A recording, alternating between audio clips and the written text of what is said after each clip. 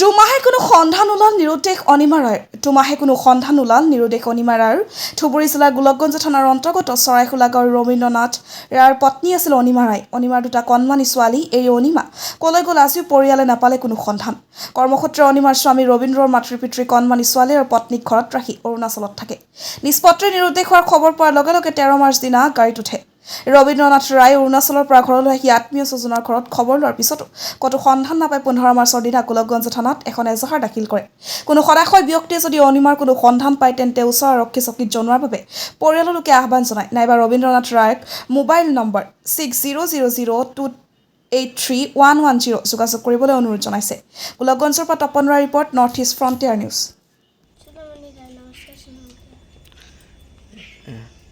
কি কব তোর মাক? মা ঝাঁটে যে আগে সঙ্গে যাতে বাড়ি এসে আসি যাতে আর না যায়। আর আমার ভাত রান্না খাওয়ার পাইনি, আমার ছোট করে আমি অনুরোধ জানাবো।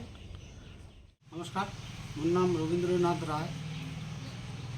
মই গাঁও হ'ল চৰাইখোলা। মোৰ মাইকী অনিমা ৰায়। নিৰ্দেশ হৈছে 13 মাৰ্চত ঘৰৰ পৰা 13 মাৰ্চত শুনা পালোঁ মই। তাৰপিছত মই 14 তাৰিখ ঘৰ পালোঁ। আহি কিনি কৰ্মসূত্ৰে মই বাহিৰতে থাকোঁ অৰুণাচলত। মই আহি কিনি বহুত বিচাৰ বচাৰ কৰিলোঁ। কৰাৰ পিছত মোৰ মাইকীক মই একো সুসত্তৰ ওলাব পৰা নাই। ক'ত গৈছে, কি কৰি আছে মই নাজানো।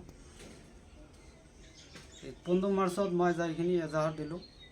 এজাহাৰ দিয়াৰ পিছত মই একো 2 মাহ হৈ গ'ল, মই একো সুসত্তৰ পোৱা নাই থানাত। দিয়াৰ পিছত এতিয়াও মই 2 মাহ হৈ গ'ল, মই একো সুসত্তৰ পোৱা নাই। নোপোৱাৰ কাৰণত মই এতিয়া কি কৰিম, চব বাচ্চা দুটাক লৈ মন মৰা হৈ আছোঁ। কোনোবাই সদাশয় ব্যক্তিয়ে যদি দেখা পায় ওচৰৰ মোৰ অনিমা ৰায়ক কোনোবাই যদি মা দেউতা আৰু ছোৱালী দুটা, এটাৰ 11 বছৰ বয়স, এটাৰ 8 বছৰ বয়স। এই বাচ্চা দুটা এৰি থৈ গৈছে নেকি? এই বাচ্চা দুটা এৰি থৈ গৈছে, আজি 2 মাহ হৈ গ'ল।